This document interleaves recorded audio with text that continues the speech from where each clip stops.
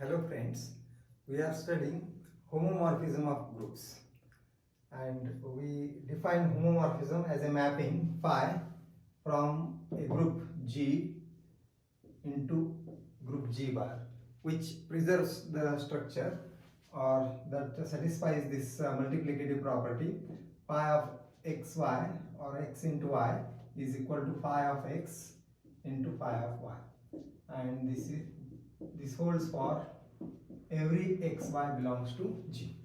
So this type of mapping is known as homomorphism of groups. And now we shall consider the next part as kernel of homomorphism. So I have written the definition here. We shall see the meaning of this definition. If phi is a homomorphism of G into G bar, the kernel of phi, which is denoted by K phi, capital K phi, is defined by K phi is the set x belongs to G such that phi of x is equal to E bar, where E bar is the identity of G bar. So that means those elements of G which are mapped to the identity element of G bar, that set is the kernel of this mapping phi. Or you see, if this is G and if this set is G bar, E is the identity of G, and here we shall consider E bar is the identity of G bar. And we have proved last time that this E is having image E bar. Identity is related to identity. But if there are any other elements in this group G which are again mapped to E bar,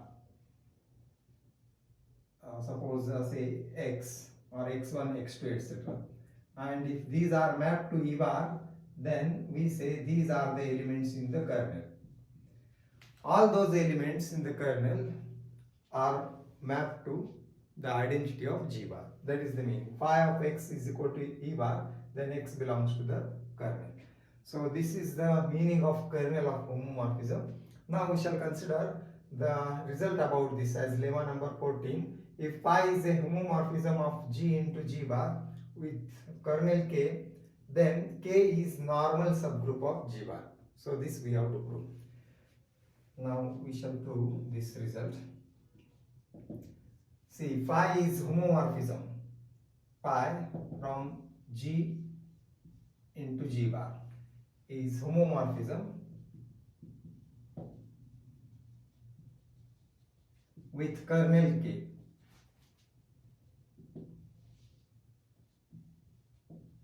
Kernel K, where this K will be by definition.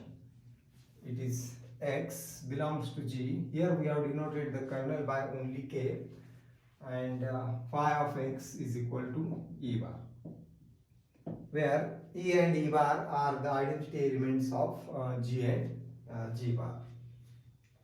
Or we shall mention here, let E bar be the identity elements.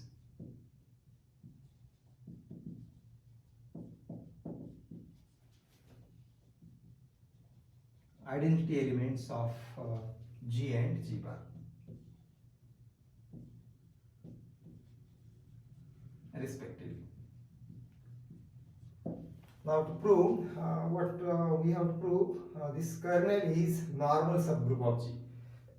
And to prove this is normal subgroup of G, first we shall prove it is a subgroup, and then we shall prove it is normal subgroup. So we shall first prove K is subgroup of G.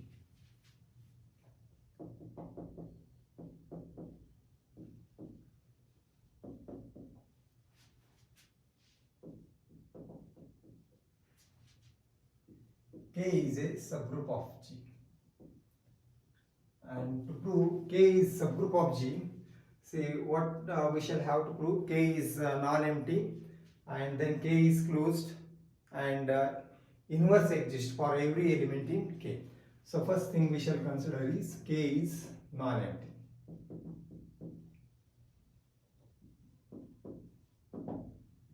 Now this can be observed from the definition of K, and earlier lemma we have proved.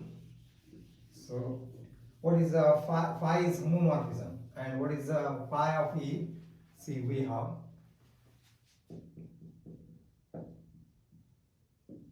phi of E is equal to E bar. This is lemma 30, you may observe. So by lemma 30. And because phi of E is equal to E bar, this shows that E belongs to kernel of, because the definition of kernel is phi of x is equal to E bar, then x belongs to the kernel. So this implies E belongs to K, kernel. And this shows that K is non-empty. Therefore, K is non-empty. Second thing, K is closed. Closure property that we shall prove. Let two elements be in K. Let x, y belongs to K. By definition, if x is in K, its phi image is identity in G bar. Similarly, y is in K, its phi image is again identity of G bar, that is E bar. So therefore, this implies phi of x is equal to E bar and phi of y is equal to E bar. Now we shall consider phi of x into y. Phi of x into y, or x times y, is equal to, because phi is homomorphism, it satisfies the multiplicative property, and therefore this is equal to phi of x into phi of y, since phi is homomorphism. And what is phi of x? It is E bar, and phi of y is also E bar, because these are in kernel, and E bar into E bar is again, E bar is identity of G bar, so therefore it is E bar, and thus we have phi of xy is equal to E bar, and this shows that xy is in the kernel by definition of kernel. So therefore xy belongs to kernel, and thus K is closed. Now one more property we have to prove is inverse exists for every element in K. Existence of inverse, that we shall say.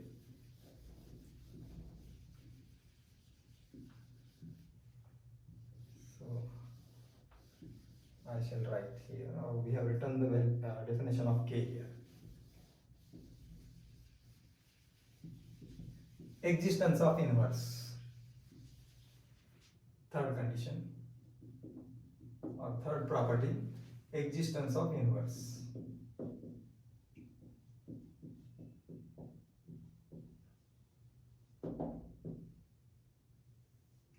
Let we shall consider any element x. X belongs to K, and because x belongs to K, we have phi image of x is equal to E bar. Therefore, phi of x is equal to E bar. Now what we shall consider is phi of inverse of x. Now phi of inverse of x is equal to, this we have proved in lemma number 13 as equal to inverse of phi x by lemma 13. You may refer that lemma. We have proved these two results. Phi of E is equal to E bar, and phi of inverse of x is equal to inverse of phi x. And this is equal to, what is phi of x? It is E bar. So it is inverse of E bar. And what is inverse of identity? Is again identity. So therefore it is E bar. And thus we have phi of inverse of x is equal to E bar. And this shows that inverse of x belongs to K, because its phi image is E bar. Those elements whose phi images are E bar are in the kernel. And therefore this implies, or this shows that inverse of x belongs to K. Inverse of x belongs to K, and thus inverse exists for every element.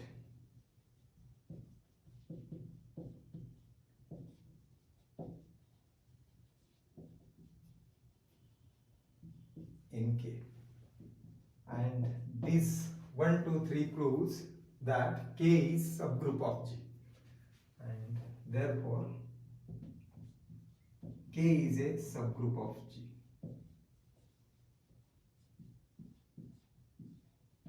Now we shall prove K is normal subgroup of G. And for that purpose, we have to use the definition of normal subgroup. So now prove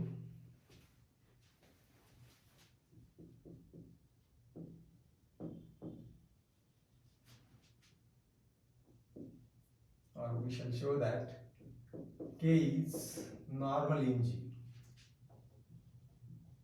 or normal subgroup of G. For that purpose, let G belongs to G and K belongs to K. So what we have to show is G K into G inverse belongs to K. So we have to prove or we have to show that this is the definition of normal subgroup. G K G inverse belongs to K. Then K is normal subgroup of G. Now we shall consider phi image of this. Phi image of G K G inverse. And because phi is homomorphism, we use multiplicative property. And that is phi of G into phi of K into phi of G inverse. Since phi is homomorphism.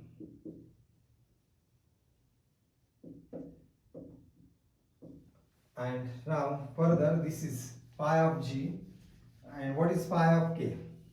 This is equal to phi of G. Phi of K, you see, K is in kernel and therefore its image is identity. Every element in the kernel has the image as identity, and therefore identity in G bar, that is E bar into phi of G inverse, since phi of K is equal to E bar by definition of kernel. And again, phi of G into E bar is phi of G and into pi of G inverse, or this can be written as pi of G into G inverse. Definition of multiplicative property of homomorphism. And what is G into G inverse? It is E.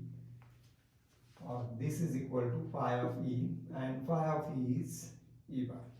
And thus we have shown phi of G K G inverse is equal to E bar, and this shows that G K G inverse, its image is E bar, means the element is in the kernel, belongs to K.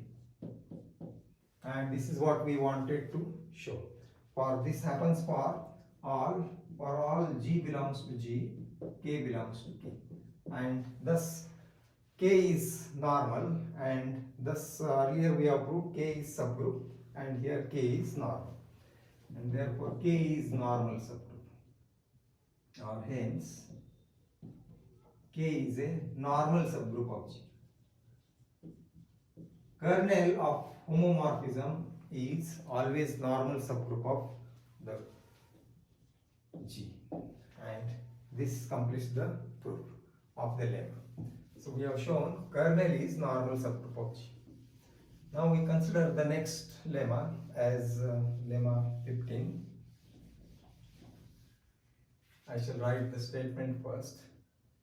This is lemma number 15. If phi is a onto homomorphism, let phi be an onto homomorphism.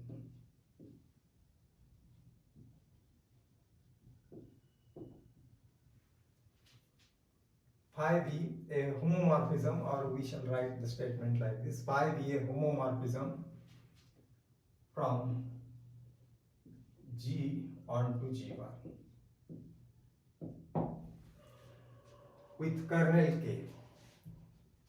kernel of this homomorphism is K with this kernel K. Further, if inverse image of we should consider as a G, G bar belongs to the inverse image of G bar, or the set of inverse images of G bar belongs to G bar under phi in G is, this is given by Kx, where K is any particular inverse image.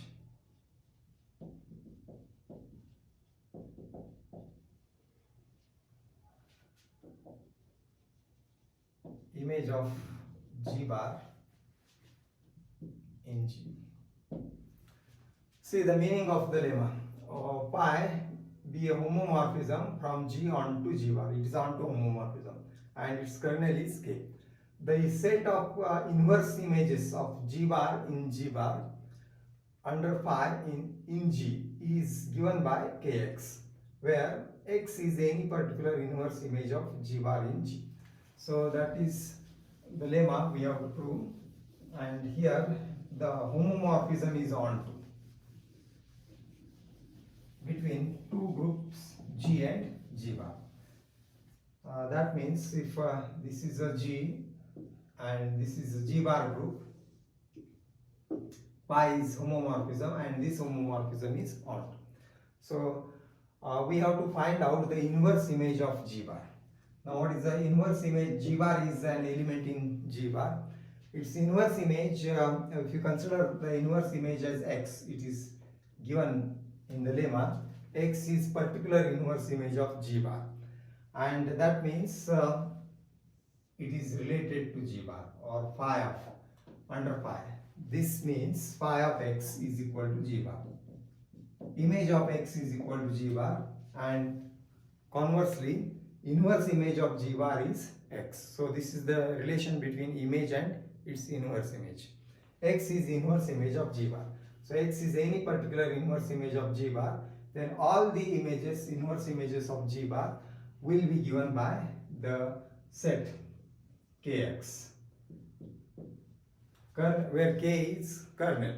Every element of the kernel is multiplied by X and we get the set Kx. That is the set of all inverse images of G bar.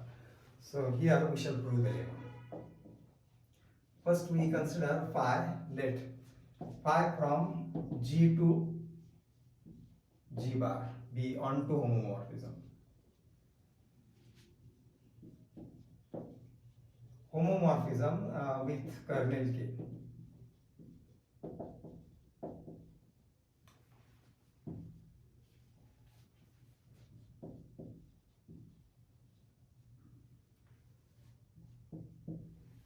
And now if this G bar is equal to E, there will be two possibilities. If G bar is equal to E bar, and second is G bar is not equal to E bar. These we shall consider.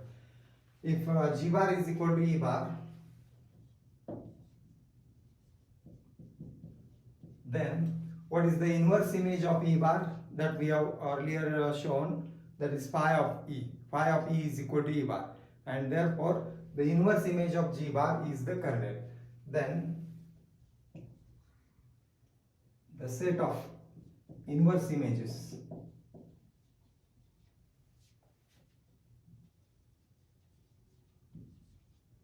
G bar in G is the kernel K. This is by definition of kernel, because every element in the kernel has its image as E bar. So therefore if it is E bar, then the inverse image is the kernel.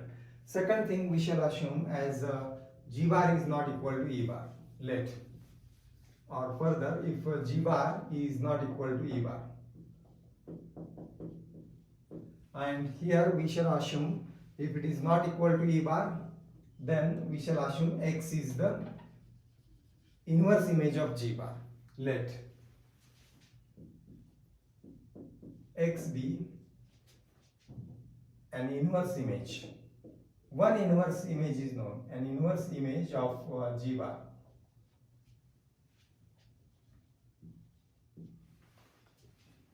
Under phi.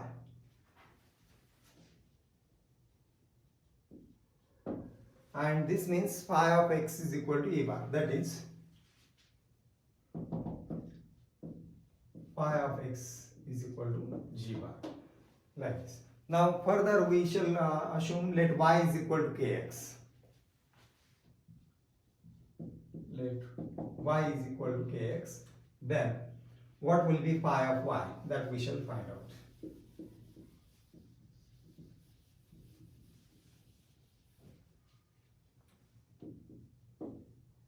Then phi of y is equal to pi of k times x. And what is the pi of k times x? Pi is homomorphism. So therefore the multiplicative property. This is equal to pi of k into pi of x. So here y is equal to kx, where k belongs to k. We should consider y is equal to kx, k belongs to k, and then we will consider this relation. K is in kernel, and therefore k, if k is in the kernel, what is the pi image of k? Pi image of every element in the kernel is fixed, that is identity. Identity in G bar, and therefore it is E bar. E bar into pi x. And thus what this gives, pi of y is equal to pi of x.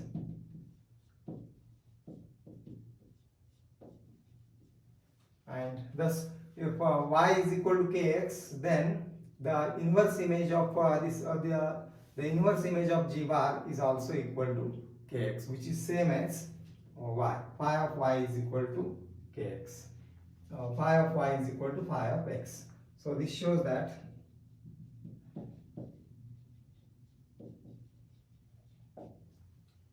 every inverse image of G bar is of the form kx.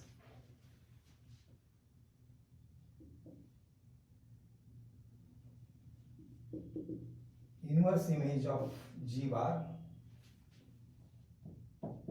is of the form kx. If x, whenever x is an inverse image.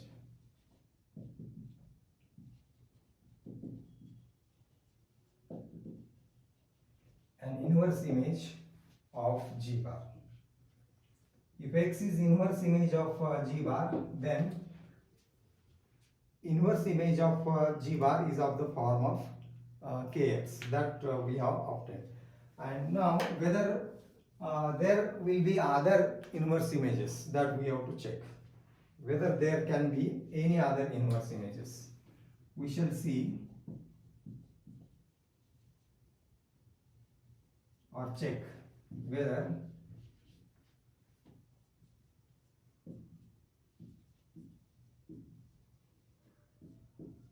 there are other inverse images. Other inverse images of G bar. And for that purpose, we shall suppose Z is an inverse image of G bar. And that will imply if X is an inverse image, that is already fixed. X is an inverse image of G bar, that we have considered at first. Then what we have shown, if X is an inverse image, then y is equal to kx is also an inverse image. And therefore now we will have, see. So here we have phi of y is equal to phi of x, and phi of x is equal to, both equal to G bar. And therefore G bar has inverse image x, G bar has inverse image y. And that means what is y? Y is kx. So inverse image is of the form kx. Now we are verifying whether there are other inverse images. For that purpose, suppose z is also inverse image of G bar, and x is also inverse image of G bar. That means we write the relation as phi of z is equal to G bar and is also equal to phi of x. So what this implies, This means phi of z is equal to phi of x. Now we shall multiply both sides by inverse of phi of x.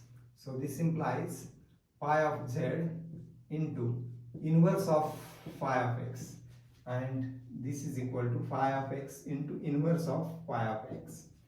Or this implies this is phi of z, and by lemma 13 inverse of phi of x is phi of inverse of x. See the relation, and this is equal to identity of G bar. Product of two inverse elements results identity, and this is lemma 13 we have used. And again we use phi is homomorphism. So therefore multiplicative property, this is phi of z into inverse of x. Multiplicative property, and is equal to E bar. And what this shows, this phi image of this element is identity, means this element is in the kernel, and therefore this implies z into inverse x belongs to k. And if z into inverse of x belongs to k, we can multiply both sides by x, and that implies z belongs to, this implies z belongs to kx.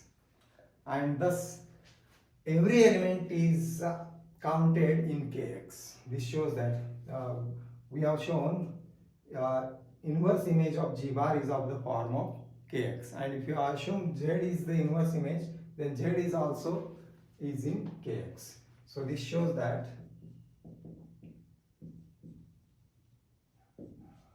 every inverse image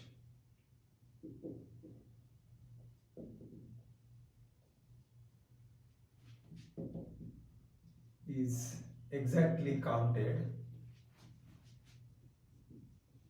in inverse image of G bar. We should say every inverse image of G bar is exactly counted in kx whenever x is a particular inverse image.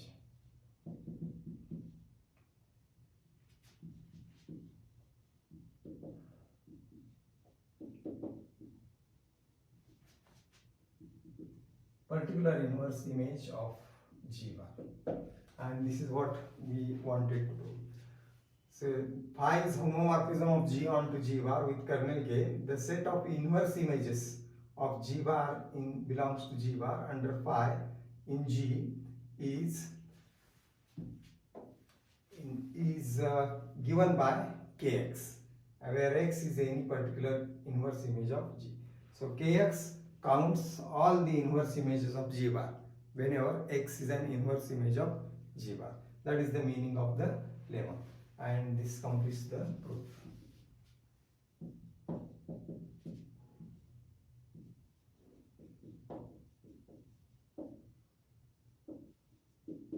So thus we have proved these two results about kernel of homomorphism.